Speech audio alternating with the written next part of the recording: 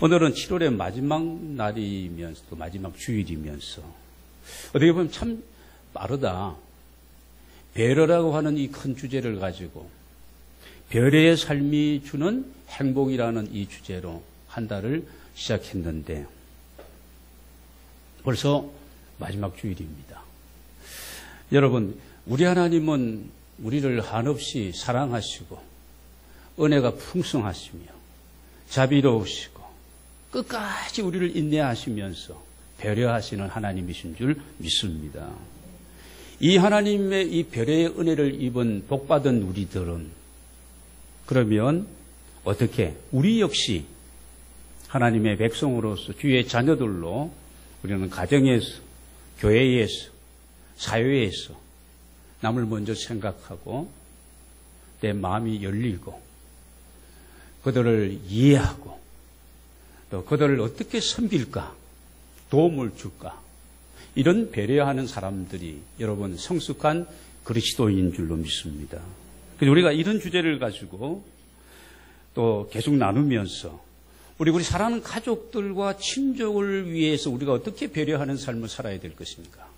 또 더 나아가서 이 교회라고 하는 공동체 안에서 우리가 지체로서 지체를 향한 서로가 서로를 향한 그런 어떤 배려하는 교회 생활, 신앙 생활에 대해서도 말씀을 나누었습니다. 오늘 어떻게 보면은요, 한 달 동안의 결론이라고 할 수가 있는데 오늘의 주제는 이웃을 향한 배려의 삶에 대해서 말씀을 같이 나누겠습니다. 여러분, 지난 한 달 제가 쭉 말씀드렸잖아요.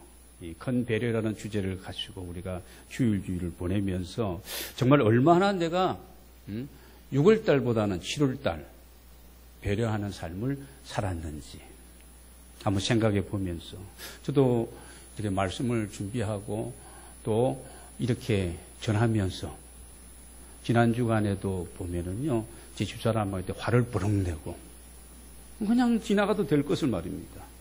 그런 게 있어가지고 내가 이 말씀 마지막 준비하면서 참 미안하다. 이 자리를 빌어서 그렇게 고백을 하고요. 그리고 이런 거예요. 배려하는 삶이 이게 행복한 삶의 비결인데 이거 모르는 사람이 누가 있겠습니까? 행복의 비결은요, 내가 다른 사람을 기쁘게 하고 다른 사람이 나 때문에 행복해 한다면 그게 누구든지 말입니다. 그렇게만 되어진다면 그 기쁨이, 그 행복이 그 나의 기쁨이고 나의 행복이잖아요. 우리가 다 아는 얘기입니다.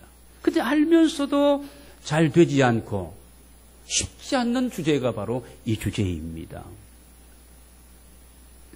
1년 전입니다. 2015년도 5월 달에 국가별 삶의 질에 대한 조사가 있었는데 우리나라 사람들에게 다른 나라도 다 같이 그런 질문을 했는데 우리나라 사람들에게 사람들이 정말 내가 사람들에게 도움이 필요할 때 내게 도움을 줄 수 있는 친척이 있느냐, 친구가 있느냐 하는 이 질문에 여러분 OECD 국가 36개국 중에서 우리나라가 몇 등 정도 한 것으로 생각이 되세요? 예, 36위. 꼴찌를 했습니다. 꼴찌. 여러분, OECD 회원국 중 부모와 자녀가 함께 보내는 시간이 가장 짧은 나라가 어떤 나라일까요? 그냥 우리나라라고 얘기하면 다 맞는 거예요. 우리나라예요, 우리나라가.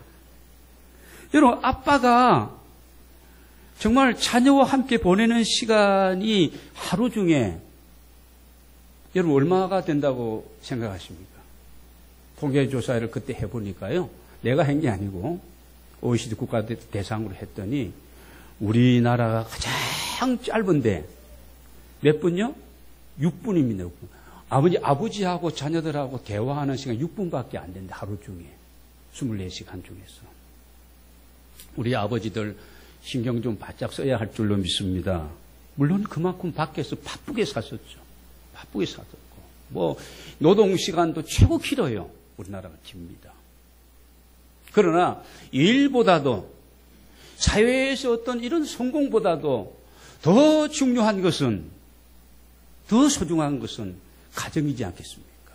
사랑하는 가족들입니다. 여러분, 아무튼 오늘 우리 생각해 보면서 내 옆에 과연 누가 있는가? 내 옆에 누가 있는가? 내가 정말 그를 신뢰하고 그도 나를 신뢰하며 내 마음을 털어놓아서 함께 얘기할 수 있는 사람이 있어야 되는데 그런 사람들이 많지 않다는 것입니다.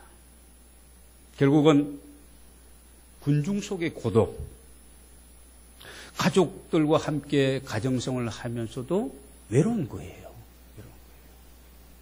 나도 나이가 들어보니까요, 우리 애들이 그냥 별 얘기 안 하는데도 괜히 섭섭해지려고 그러고, 그렇더라고요. 이전에 못 느꼈는 것 말입니다. 여러분, 교회 공동체 안에서도 그럴 수가 있는 거예요.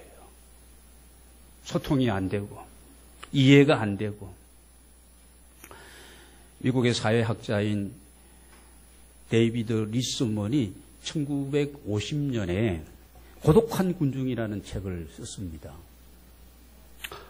경제가 성장하고 경쟁시대로 돌입하면서 나타나는 현상으로 인간관계의 단절을 예고했고 이미 미국이라는 나라는 그때부터 그렇게 흘러갔습니다. 인성교육이라든지 이 어떤 인간관계의 훈련이 이런 것들이 되지 않음으로 나타나는 현상입니다. 그래서 가족도 친척도 친구도 이웃도 없이 살아가는 시대가, 이 각박한 시대가 오늘 우리가 살고 있는 이런 시대입니다. 최근래에 와서 2, 3년 동안에 이게 더 극도로 이런 현상으로 나아가고 있습니다. 여러분, 지금 우리는 하나님의 사람들로서 우리가 교회 생활을 하고 있는 사람들인데 정말 믿음으로 살아가려고 우리가 분투하는 사람들인데 우리들은 달라야 할 줄로 믿습니다. 여러분, 정말 우리는 우리 자신을 어떻게 생각하십니까? 나는 고독하다, 외롭다, 정말 누구에게 말도 못하고 나는 정말 힘들다, 그래서 나는 우울하다. 여러분, 그렇게 생각이 되시는 분이 계시는지요? 우리 젊은이들은 그러면은 어디다가 집중하는지 아십니까? 이 스마트한 시대에 이 스마트폰에다가 집중하고 스마트폰의 중독의 상황이 심각합니다. 젊은이들은. 우리 어른들은 잘 만지지 못하니까 별로 그런 게 좀 정상이 덜합니다. 여러분, 본래 인간은 원초적으로 고독한 존재로 태어나는 것이 인간이에요. 왜냐하면 죄로 말미암아 하나님과의 관계가 단절되어지는 그때부터 인간이 범죄함으로 하나님께 불순종했던 그때부터 넘지 말아야 될 이 창조주와 피조물과의 그 선이 이게 무너지면서부터 그렇게 되어진 겁니다. 그래서 우리만 그런 게 아니에요. 아담과 하와 그때부터 상대를 향한 배려와 자신의 잘못을 인정하고 책임을 지고 그런 게 책임을 전가하고 모든 원인을 상대에게 돌려버리다 보니까 신뢰관계가 허물어지는 거예요. 형성이 되지 않는 겁니다. 여러분, 아담과 하와가 범죄하고 에덴에서 쫓겨납니다. 가인과 아벨의 아들들을 낳았습니다. 형제가 서로 배려하지 못하고 동생이 잘한 거 있다면 형이 칭찬해주고 내가 형으로서 야, 이런 부족이 있구나 그러면서 다시 또 제자리를 찾고 그래야 되는데 오히려 죽고 죽이는 그런 관계가 되어지면서 가인의 후예들은 땅을 유리하면서 그렇게 힘들게 살아가는 것이 오늘의 여러분 세상입니다. 그런데 여러분, 예수 그리스도의 복음 안에 사는 자는 그렇지 않다는 것입니다. 내가 예수 그리스도가 그분이 누구인지를 바로 알고 바로 믿고 여러분, 우리가 살아가면 우리 안에 원초적인 이 외로움과 고독의 이 어떤 부분들, 여러분 예수 그리스도 안에서 회복됨을 믿으시기를 바랍니다.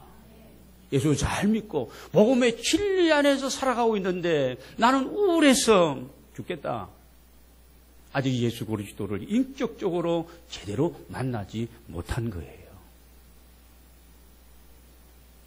사람들이 내 곁을 떠나가고 그럴 수 있어요.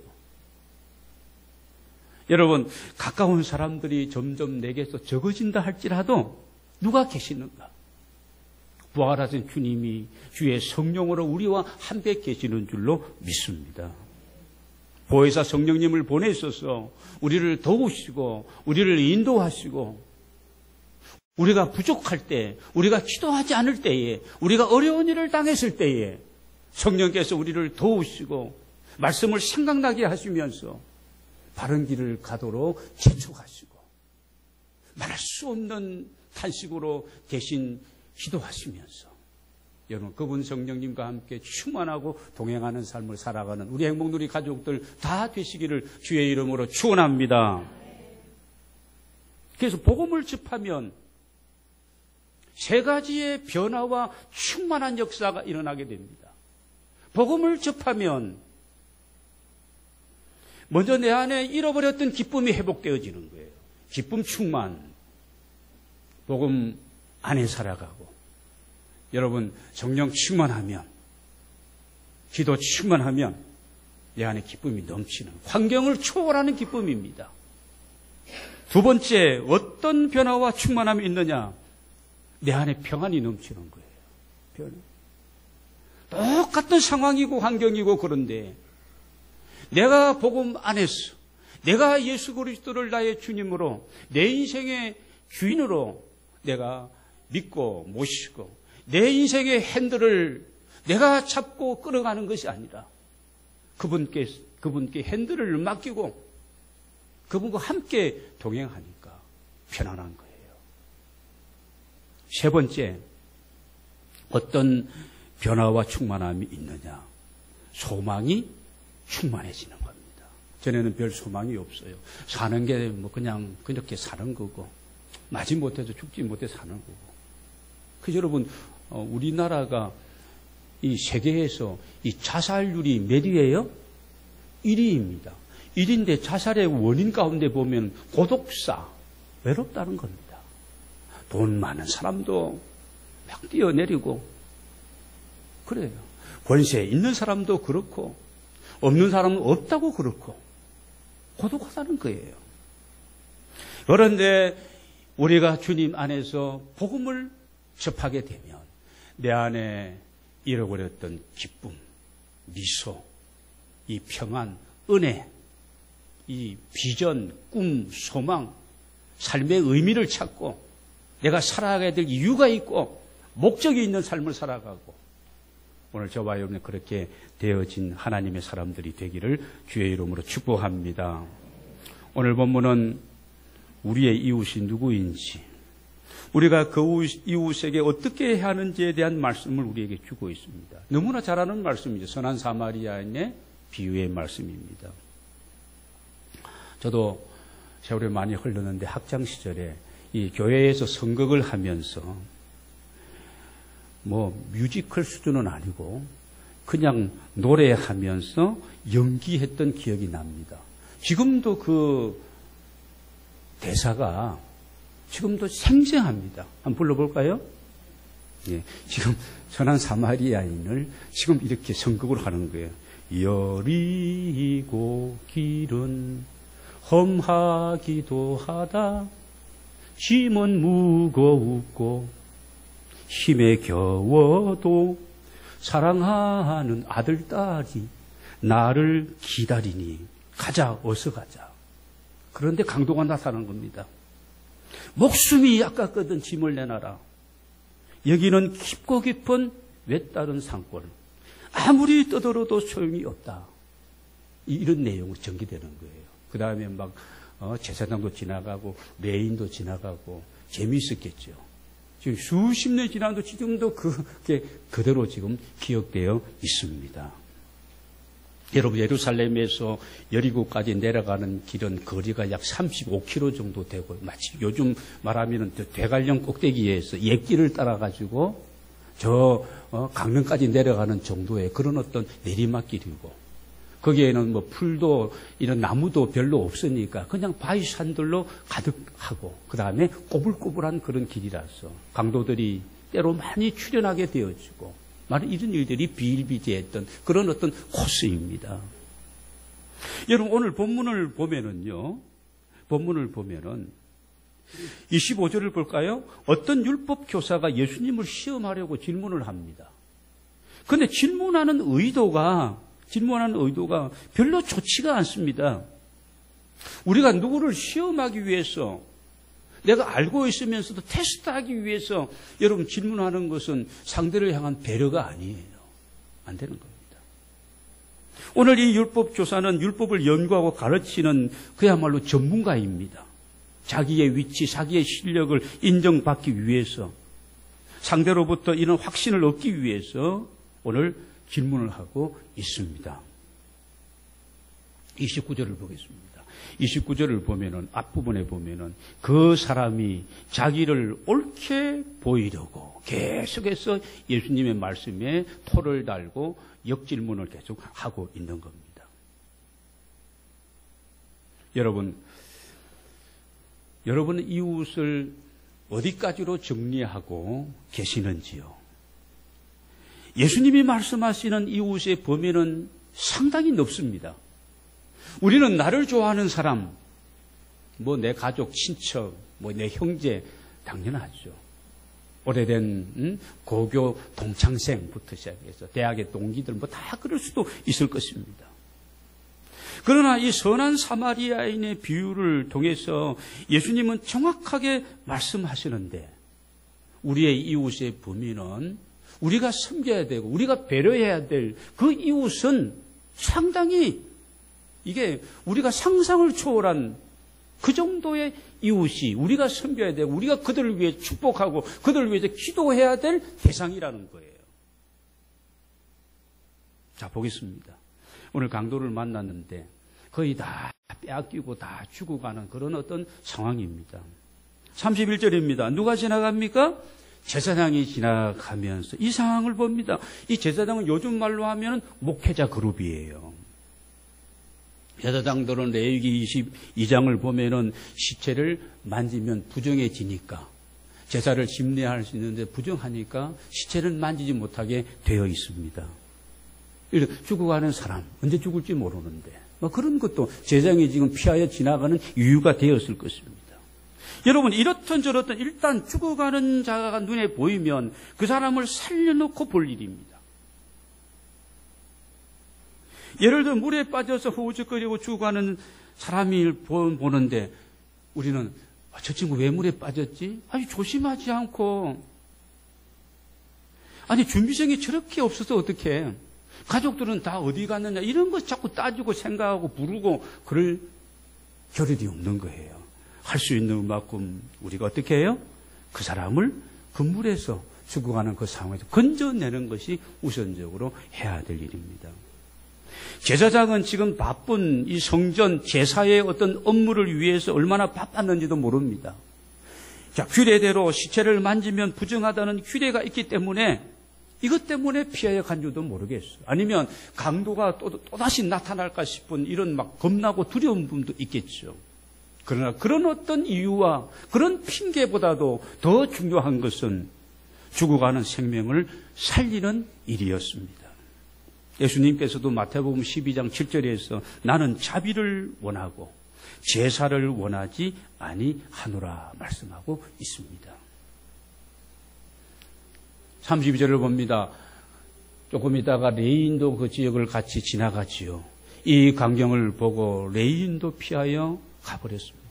레위인은 성전에서 제사장들과 함께 도우면서 여러분 제사에 대한 이런 것들을 준비하고 관리하는, 굉장히 이 사람들도 전문 이런 그 교회 성전 안에서 모든 일들을 해야 되는 그런 사람들이었습니다. 여러분 얼마나 그 사람들이 바빴겠습니까?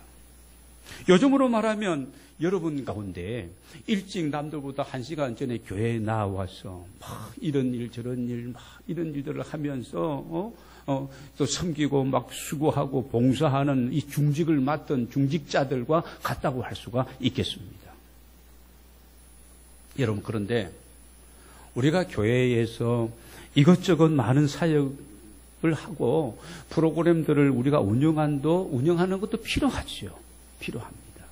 그러나 더욱 중요한 것은 저 근본적인 일은 무엇입니까? 역시 죽어가는 생명을 살리는 것입니다. 이게 주객이 전도되어지면 교회가 교회로서의 역할을 다하지 못하게 되는 겁니다. 여러분, 교회 안에서 예배 중요합니다. 하나님을 위하여 우리가 경배하고 찬양하고, 여러분, 교회 우리 자체를 위해서 우리가 더 온전한 자로 하나님 앞에 세워지기 위해서 교육하고 양육하고 훈련하는 것도 중요한 일입니다. 또 요즘 젊은이들이 많이 생각하는 교회는 대사회적인 봉사를 많이 해야 된다. 또 우리 안에 있는 이런 이 코이노니아, 이 교제권, 이것도 굉장히 중요한 부분입니다. 이 모든 것이 다 중요하지만 가장 중요한 것이 있다면 뭘까요? 오늘도 세상잠에 취해서 살아가고 있는 우리 주변에 있는 이웃들의 이 참된 영혼을 깨우는 것이고, 영적으로, 정신적으로, 육체적으로 병들어서 힘들어하고 고통 중에서 허우적거리고 있는 이런 우리 이웃들에게 저들을 다시 주님 안에서 말씀으로, 성령의 역사로, 주께서 주시는 권능으로 그들을 여러분 고치고 살리는 일인 줄로 믿습니다. 여러분, 우리 교회가 이 중요한 사역에 집중하고 쓰임받는 교회가 되기를 바랍니다. 믿다가 안 믿고 있는 영혼들, 그런 가족들, TV로, 인터넷으로, 라디오로 예배를 드리면서도 교회를 나가지 않고 있는 그런 사람들 많습니다. 예수님이 오신 것은 이런 잃어버린 영혼들을 구원하기 위해서 나는 왔다. 99마리의 우리 있는 그 양들보다도 길 잃어버린 한 마리의 양을 위해서 험산줄령 마다하시고 산가시에 찔리시면서 그 양을 구원하고 어깨에 메고 다시 우리로 돌아오는 선한 목자 되시는 예수 그리스도. 오늘 우리가 그렇게 사는 저와 여러분이 되기를 원합니다. 33절을 봅니다. 이제는 누가 지나갑니까? 사마리아 사람이 지나가는데, 이 사마리아 사람은 제사장과도 레위인과도 달랐습니다. 강도 만난 자를 보고서 어떻게 여겼다고요? 불쌍히 여기며. 그를 보면서 여러분, 불쌍히 여긴다는 이 내용은 원어적인 의미로 본다면은 마음이 그 사람을 보니까, 강도 만나 죽어가는 사람을 보니까 마음이 뜨거워지고 마음이 움직이기 시작했다는 그런 의미입니다. 여러분, 마음이 움직이면은 내 손발이 움직이는 거예요.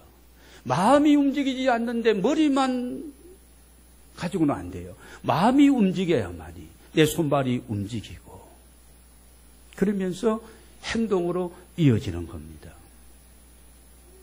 철저한 종교인이었던 제사장과 레위인은 그를 보고 피하여 갔고 지나가 버렸지만, 이 사마리아 사람은 가까이 가서 자기 쓸 것을 다 쏟아붓습니다. 이 강도 만나 죽어가는 사람의 생명을 살리기 위해서 자기가 할 수 있는 모든 것을 다 동원합니다. 기름과 포도주를 그 상처에 붓고 싸매어 주고, 자기가 타고 가야 될 나귀에 태워서 주막으로 데려갑니다. 주막은 마치 사람이 쉬고 먹고 갈 수 있는 여인숙을 말하는 것이죠. 2데나리온을 주면서, 이 2대는 지금으로 말하면 2개월 동안의 숙박비 정도가 된다고 그래요. 금액이 작은 것도 아닙니다. 비용이 더 들면 내가 부담하겠다고, 책임지겠다고 사마리아인은 이야기하고 있습니다. 여러분, 오늘 행동하는 크리스천의 모습을 우리에게 샘플로 보여주고 있습니다. 누가 강도 만난 자 이웃이겠느냐? 예수님 말씀하십니다. 너도 가서 이와 같이 하라.